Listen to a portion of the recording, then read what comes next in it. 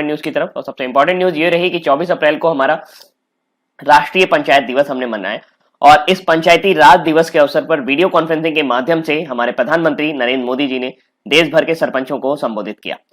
प्रधानमंत्री ने सभी सरपंचों को संबोधित करते हुए कहा कि कोरोना वायरस महामारी से सबसे बड़ा सबक हमें यह है कि हमें हर मामले में आत्मनिर्भर बनना होगा।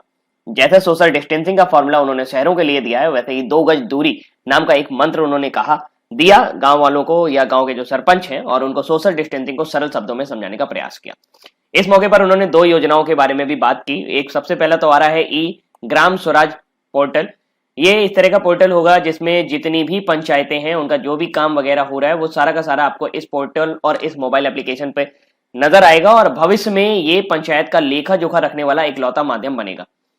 इस पोर्टल के बाद अलग अलग जगहों पर काम करने की जरूरत नहीं होगी और इस ऐप पर पंचायत के विकास कार्यों से लेकर फंड तक सारी जानकारियां आसानी से उपलब्ध हो जाएंगी। पोर्टल के जरिए यह भी पता लग जाएगा कि किस सरपंच की पंचायत में क्या काम चल रहा है। तो एक तरह से पारदर्शिता लाने के लिए ये पोर्टल लाया गया है। उसका नाम है ई ग्राम स्वराज पोर्टल। दूसरा योजना है स्वामित्व योजना। जैसे आप सभी भी अगर गांव से बिलोंग करते होंगे, कम से कम मैं अपने गांव के बारे में बता सकता हूं कि वहां पर कई लोगों रह तो रहे हैं बहुत समय से, लेकिन उनका कोई भी मालिकाना हक वो अपनी जमीन पर सिद्ध नहीं कर सकते क्योंकि उनके पास कोई भी ऐसा दस्तावेज नहीं है। जिस मकान में वो रह रहे हैं वो उनका ही है और ऐसे में उन्हें कभी भी परेशानी का सामना करना पड़ सकता है। तो ये योजना उनके लिए काफी ज्यादा कारगर रहने वाली है कि प्रधानमंत्री ने इस अवसर पर स्वामित्व योजना भी शुरू की है और इसके जरिए क्या होगा कि संपत्ति को लेकर जो भ्रम की स्थिति बनी रहती है वो दूर हो जाएगी। यूपी, महाराष्ट्र, कर्नाटक, हरियाणा, मध्य प्रदेश और उत्तराखंड में इस योजना को प्रारंभिक तौर पर प्रारंभ किया है और जो भी ग्रामीण भारत के लिए एक एकीकृत संपत्ति सत्यापन समाधान प्रदान करेगी। अगर हम बात करें राष्ट्रीय पंचायत दिवस की या राष्ट्रीय पंचायत राज दिवस की, तो 24 अप्रैल को पूरे देश में राष्ट्रीय पंचायती राज दिवस मनाया जाता है। ये दिन भारतीय संविधान के 73वें संविधान संशोधन 1992 के पारित होने का प्रतीक है। यानी 1992 में एक 73वां संविधान संशोधन हुआ था जिसके जरिए पूरे भारत में पंचायती राज व्यवस्था को लागू किया गया। ये 3 चरणों में होती है। फिलहाल 24 अप्रैल 1993 को लागू हुआ था। तत्कालीन प्रधानमंत्री राजीव गांधी जी ने इसे शुरू किया था। इस दिन को राष्ट्रीय पंचायत दिवस के रूप में मनाने की शुरुआत 2010 से हुई है और पूरे देश में इसे चलाने में सिर्फ केंद्र सरकार या राज्य सरकार सक्षम नहीं हो सकती है। ऐसे में स्थानीय स्तर पर भी प्रशासनिक व्यवस्था की जरूरत पड़ी और इस वजह से पंचायती राज व्यवस्था हमारे सामने है। इस काम के लिए जो सबसे प्रमुख कमेटी है, वैसे तो कई कमेटियों ने मिलकर काम किया है, लेकिन जो सबसे फेमस कमेटी है, जो महत्वपूर्ण कमेटी है जिसकी सिफारिशें इसमें पूरी तरीके से लागू की गई, वो है बलवंत राय मेहता समिति। उन्होंने 1957 में एक समिति का गठन किया गया था उनके अध्यक्षता में और इस समिति ने ही अपनी सिफारिश में जनतांत्रिक विकेंद्रीकरण की सिफारिश की थी जिसे पंचायती राज कहा गया। मतलब ये कहा गया कि आप केवल केंद्र और राज्य स्तर पर ही जो शासन है उसको ना बांटें, आप इसे ग्रामीण स्तर पर भी लेके जाएं और एक तरीके से ये जो पॉलिटिकल इंक्लूजन है इसमें जो छोटे तबके के लोग हैं, ये जो जमीन पर काम करने वाले लोग हैं, उनको भी शामिल किया जाए। संविधान का 73वां संविधान संशोधन 1992 के बारे में चर्चा करते हैं तो 1992 को संविधान में 73वां संशोधन कर पहली बार पंचायती राज संस्थान की पेशकश की गई थी। इसके तहत स्थानीय निकायों को शक्तियां दी गई कि पंचायती राज के तहत गांव, इंटरमीडिएट और जिला स्तर पर पंचायतें संस्थागत बनाई गई। राष्ट्रीय पंचायती राज दिवस जमीनी स्तर से राजनीतिक शक्ति के विकेंद्रीकरण के इतिहास को बताता है, उनकी आर्थिक विकास और सामाजिक न्याय की शक्ति को भी दर्शाता है। राजस्थान देश का पहला राज्य बना जहां पंचायती राज व्यवस्था को लागू किया गया था और यहां पर 2 अक्टूबर 1959 को पंचायती राज व्यवस्था शुरू की गई थी। नागौर जिले से पंडित जवाहरलाल नेहरू ने इसे शुरू किया था। अगली जानकारी है डीआरडीओ ने एक मोबाइल टेस्टिंग लैब विकसित की है और केंद्रीय रक्षा मंत्री राजनाथ सिंह ने कोरोना जांच में तेजी लाने के उद्देश्य से तैयार की गई मोबाइल लैब का 23 अप्रैल 2020 को उद्घाटन कर दिया है। इस लैब का नाम mobile virology research and diagnostic रखा गया है। इसे रक्षा अनुसंधान और विकास संगठन यानी डीआरडीओ ने डेवलप किया है। इस मोबाइल लैब की खास बात यह है कि इसमें हर रोज 1 से लेकर 2000 नमूनों की स्क्रीनिंग क्षमता है। इसे डीआरडीओ की हैदराबाद स्थित प्रयोगशाला रिसर्च सेंटर इमारत ने ईएसआईसी अस्पताल हैदराबाद के साथ मिलकर तैयार किया है। डीआरडीओ ने डेवलप की है mobile virology research and diagnostic testing lab, जिसे आप एक तरह के वैन में फिट कर सकते हैं और इसके जरिए 1 से 2000 लोगों की स्क्रीनिंग की जा सकती है। डीआरडीओ की बात करें तो डीआरडीओ भारत का रक्षा अनुसंधान संगठन है। इसका मुख्यालय हेडक्वार्टर न्यू दिल्ली में है। मोटो इसका है बलस्य मूलम विज्ञानम और वर्तमान समय में जी सतीश रेड्डी इसके चेयरमैन है। इसको फाउंडेड किया गया था, यानी इसकी स्थापना की गई थी 1958 में। वर्तमान समय में जो मिनिस्ट्री के लिए रिस्पॉन्सिबल है वो है राजनाथ सिंह, जो हमारे रक्षा मंत्री हैं। हाल फिलहाल 2 और न्यूज हैं जो आपको जरूर पता होनी चाहिए। जी सतीश रेड्डी जी के बारे में, जो कि डीआरडीओ के चेयरमैन हैं, उनको अभी हाल ही में यूके की रॉयल एरोनॉटिकल सोसाइटी द्वारा फेलोशिप प्रदान की गई थी और उनका सम्मान किया गया था। डीआरडीओ चीफ जी सतीश रेड्डी ने मिसाइल सिस्टम अवार्ड भी जीता था, जो कि AIAA द्वारा यानी कि American institute aeronautics and astronautics द्वारा दिया जाता है। तो इस बार का मिसाइल सिस्टम अवार्ड हमें मिला था वो हमारे डीआरडीओ के चेयरमैन जी सतीश रेड्डी को मिला था 3 मार्च 2019 को। अगली जानकारी तक चलते हैं। तो अगली जानकारी है सुदर्शनम बाबू। जो तस्वीर आप देख पा रहे हैं ये है सुदर्शनम बाबू और इनको अमेरिका के प्रतिष्ठित नेशनल साइंस बोर्ड में शामिल कर लिया गया है। तो अमेरिकी राष्ट्रपति डोनाल्ड ट्रंप ने भारतीय अमेरिकी सुदर्शनम बाबू को अमेरिका के राष्ट्रीय विज्ञान बोर्ड में नियुक्त किया है। इस संबंध में जारी आधिकारिक सूचना के अनुसार सुदर्शनम बाबू को 6 वर्ष के कार्यकाल के लिए राष्ट्रीय विज्ञान बोर्ड के सदस्य के रूप में नियुक्त किया गया है। ध्यान देने योग्य बात यह है कि जो सुदर्शनम बाबू जी हैं ये 1988 में IIT मद्रास से परास्नातक यानी कि पोस्ट ग्रेजुएट की डिग्री प्राप्त की थी और 1986 में कोयम्बटूर के इंजीनियरिंग कॉलेज में स्नातक की डिग्री प्राप्त की थी। इसके अतिरिक्त सुदर्शन बाबू जो हैं वो कैम्ब्रिज विश्वविद्यालय से सामग्री विज्ञान और धातु विज्ञान में PhD कर चुके हैं और वर्तमान में वे inter disciplinary research and graduate education के लिए ब्रेडसन सेंटर के निदेशक भी हैं। साथ साथ वो प्रतिष्ठित ओक रिज नेशनल लेबोरेटरी के साथ भी जुड़े हैं। ये ऐसा पहली बार नहीं है कि केवल सुदर्शनम बाबू जो है उनको नेशनल साइंस बोर्ड में गठित किया गया है। नेशनल साइंस बोर्ड जो है ये वैज्ञानिकों का एक परिषद है अमेरिका की तरफ से, जिसमें कई सारे जो रिसर्च पेपर वगैरह पब्लिश किए जाते हैं या जो नए शोध कार्य होते हैं उनको बढ़ाने का कार्य किया जाता है। इसके अलावा भी वहां पे 2 भारतीय आपको और नजर आएंगे। अगर आप इनकी वेबसाइट पर जाके देखेंगे तो दिसंबर 2019 में सेथुरमन पंचनाथन जी को भी यहाँ पर अपॉइंट किया गया था एज ए लीडिंग रोल और सुरेश वी गरिमेला ये भी हैं जो वहां वर्तमान समय में वहां पे अध्यक्ष के रूप में कार्य करते हैं यूनिवर्सिटी ऑफ वर्माउंट की तरफ से, जबकि एरिजोना स्टेट यूनिवर्सिटी से आते हैं सेथुरमन पंचनाथन। तो फिलहाल 2 और साइंटिस्ट वहां पर हैं और ये तीसरे भी वहां पर हो जाएंगे सुदर्शनम बाबू। एक अच्छी खबर आई है कि एक किट डेवलप की गई है फेलुदा नाम से। आपको नाम का मतलब भी मैं बताऊंगा। ये जो किट आप देख पा रहे हैं ये बिल्कुल एकदम प्रेगनेंसी किट की तरीके ही है। फिलहाल इसका कलर चेंज हो जाता है। ये स्ट्रिप बेस्ड किट है लेकिन इसका जो टेस्ट आ रहा है वो एकदम 100% एक्यूरेट आ रहा है। कोविड-19 की देसी किट तैयार हो गई है। इससे टेस्ट ना सिर्फ सटीक होगा बल्कि आसान भी होगा, या बल्कि ये बहुत सस्ता भी होगा। मैं 450 से 500 रुपए तक आपको आराम से आप इसे टेस्ट कर सकते हो। CSIR की किट से नतीजे से 5 से 7 मिनट में आ जाते हैं। IGIB के डॉक्टर देवज्योति चक्रवर्ती और डॉक्टर सौविक मैती ने पिछले 2 महीनों से कोविड-19 की जांच पर 20 से 25 घंटे तक काम कर रहे थे और उन्होंने बताया कि इसका नाम उन्होंने सत्यजीत रे के प्रसिद्ध जासूस फेलुदा के नाम पर रखा है। CSIR के निदेशक शेखर मांडे कहते हैं कि यह टेस्ट पूरी तरह से स्वदेशी है और तकनीक से लेकर रसायन तक हमने खुद विकसित किए हैं। तो फिलहाल ये जो टेस्ट है ये अभी देश की सबसे सस्ती किट है जो 450-500 रुपए में मिल जाएगी, लेकिन ये अभी भी इस पर काम कर रहे हैं कि इसको और सस्ता कैसे बनाया जाए। तो ये डेवलप किया है CSIR के साइंटिस्टों ने।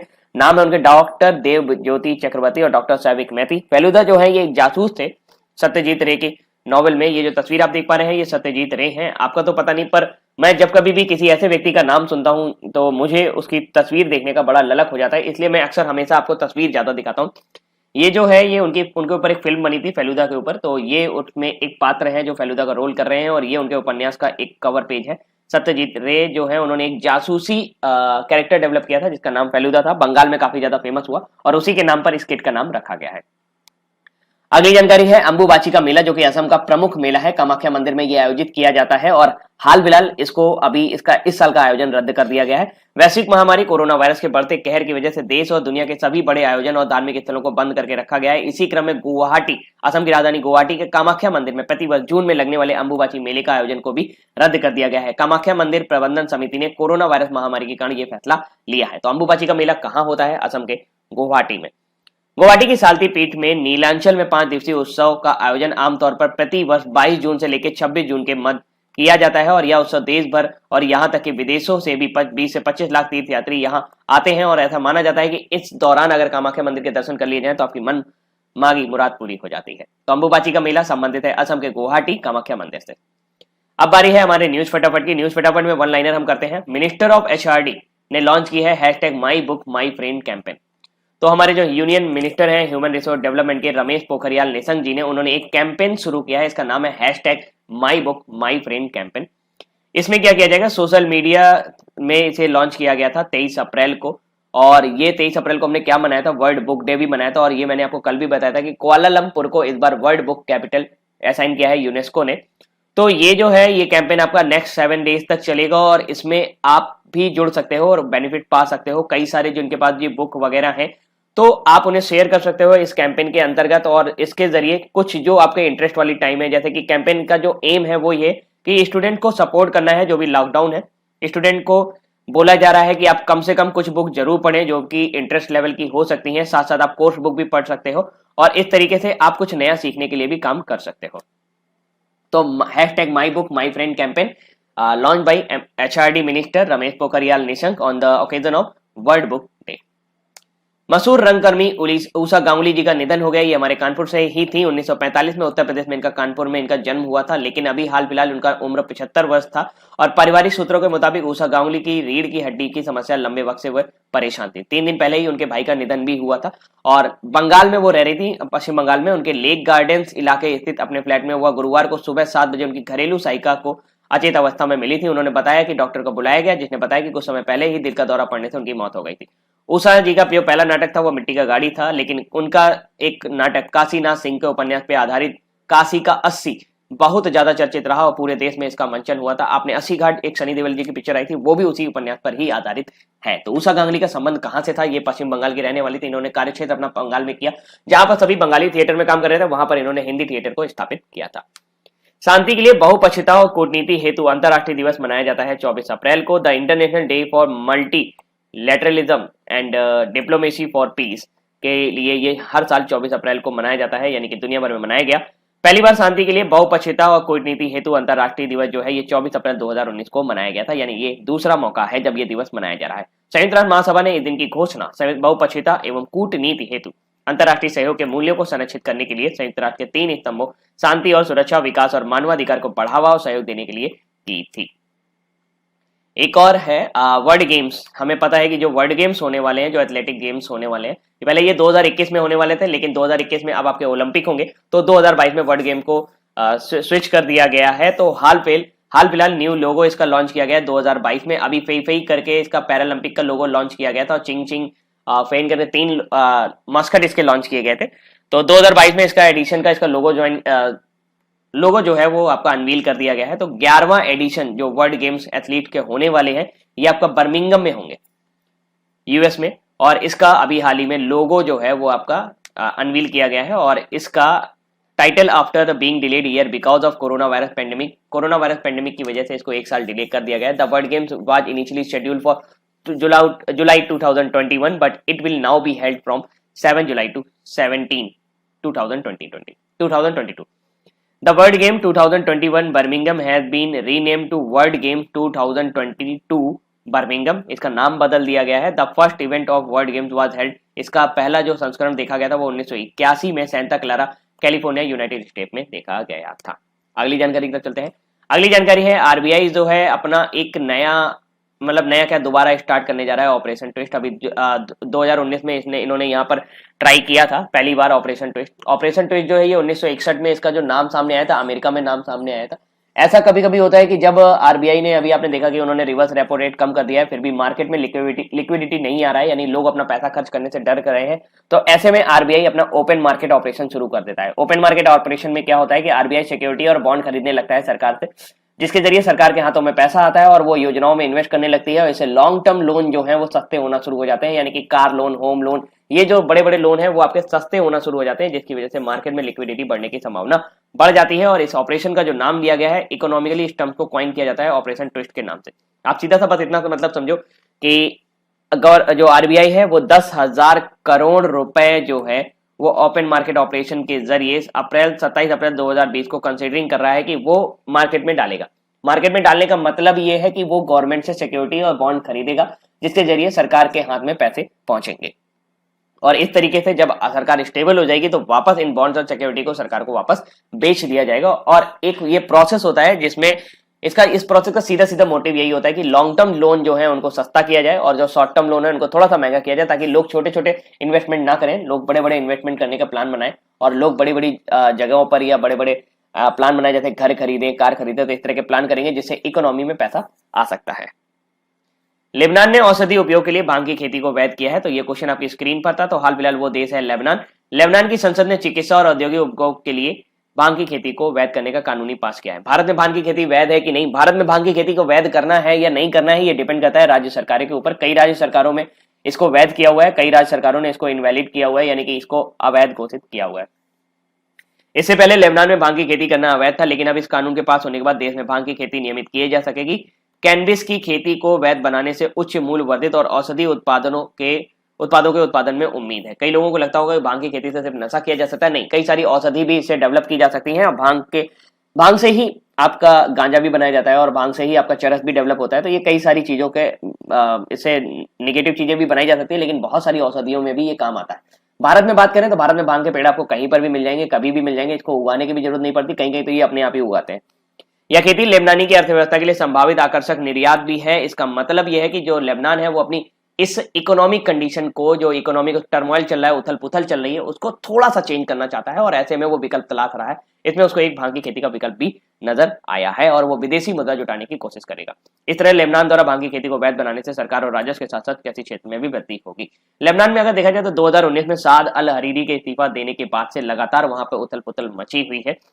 पिछले साल साद अल हरीरी ने प्रधानमंत्री पद से इस्तीफा दे दिया था और ऐसा उन्होंने एक बयान में कहा था कि 2005 में उनके पिता रफीक अल हरीरी की हत्या कर दी गई थी और ऐसा ही कुछ सिचुएशन यहाँ पर फिर से बन चुकी है और उन्हें भी अपनी जान का डर सता रहा है। तो इस वजह से उन्होंने रियाद से ही अपने प्रधानमंत्री पद से इस्तीफा दे दिया था, जिसके बाद से हसन दियाब वहां पर सत्ता पर काबिज है, यानी प्रधानमंत्री पद पर है, और जबकि मिशेल ऑन जो है वो वर्तमान समय में वहां पे राष्ट्रपति हैं। लेबनान आपको मैं घुमा देता हूं, थोड़ा सा आप इधर आओ। ये आप पाकिस्तान से आओ क्योंकि इंडिया यहाँ से दिख रहा है, इंडिया ये दिख रहा है। इंडिया से आप पाकिस्तान आओ, पाकिस्तान से आप ईरान आओ, ईरान से फिर धीरे धीरे आप इराक आओ, इराक के बाद आप यहाँ पर देखोगे तो आपको लेबनान नजर आएगा। ये रहा आपका छोटा सा लेबनान, ये दिख रहा है आपको लेबनान, ठीक है। तो लेबनान जो है ये सीरिया के पास है, फिलिस्तीन, इजराइल। कल हमने इजराइल के बारे में चर्चा की थी कि इजराइल ने अपना पहला मिलिट्री सैटेलाइट लॉन्च कर दिया है, नूर नाम रखा था उसका उन्होंने।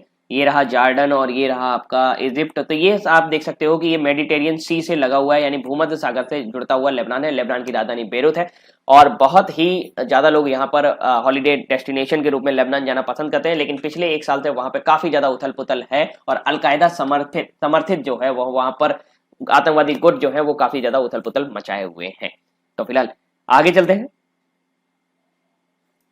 तियानवेन-1, चाइना ने अपना मार्स एक्सप्लोरेशन मिशन यानी मंगल का जो मिशन है वो अपना शुरू करने की बात की है। तो चाइना ने इसको नाम दिया है अपने पहले मंगल यान को तियानवेन। तियानवेन का मतलब है हेवनली क्वेश्चन या क्वेश्चंस टू हेवन, यानी स्वर्ग के लिए प्रश्न। ये एक पोयम थी जो चाइना के एक बहुत ही महान पोएट यानी कवि हुए हैं कुई युआन द्वारा लिखी गई थी और इसके जरिए उन्होंने अपने पहले मार्स एक्सप्लोरेशन मिशन यानी कि मंगल की खोज के लिए जो मिशन उन्होंने चालू किया है उसका नाम उन्होंने तियानवेन-1 रखा है। चाइना के जो मिशन होगा, ये जो मंगल ग्रह का मिशन होगा, उसमें ऑर्बिटिंग होगी, लैंडिंग होगी, रोविंग इन वन मिशन, सब कुछ यहाँ पर शामिल होगा। ऑर्बिटिंग का मतलब उसके चारों चक्कर लगाया जाएगा, फिर मंगल ग्रह पर कोई प्लान उतरेगा और फिर उसके बाद मंगल की सतह पर वो चलेगा भी। जिस तरह का हमारा चंद्रयान था उसी तरह का ये यान आपका मंगलयान भी है।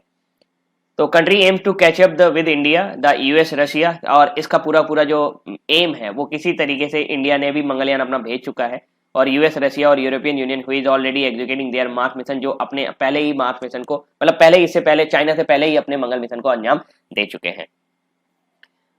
23 अप्रैल के ऊपर एक और न्यूज है, खोंगजोम दिवस।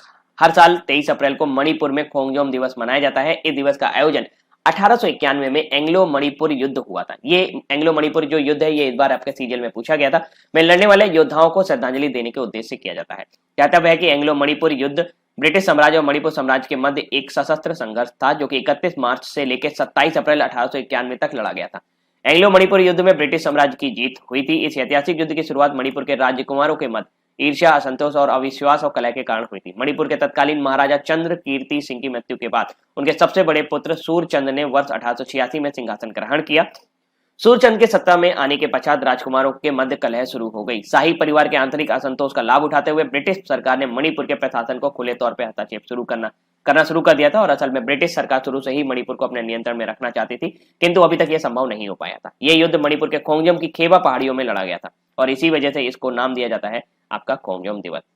27 अप्रैल 1891 को युद्ध समाप्ति होने के पश्चात मणिपुर पर अंग्रेजों का प्रत्यक्ष नियंत्रण हो गया था और इस युद्ध के बाद ब्रिटिश सरकार ने कई लोगों के विरुद्ध मुकदमा चलाया और उन्हें मृत्युदंड भी दिया था। खोंगजोम दिवस का संबंध मणिपुर से है। मणिपुर के वर्तमान समय में मुख्यमंत्री है एन बीरेन सिंह, मणिपुर की राजधानी इम्फाल और मणिपुर के गवर्नर है नजमा हेपतुल्ला। और लिस्प्रिया कंगजुम का आपने नाम सुना होगा, ये अभी इनका संबंध भी मणिपुर से ही है, जिनको भारत की ग्रेटा कहा जाता है।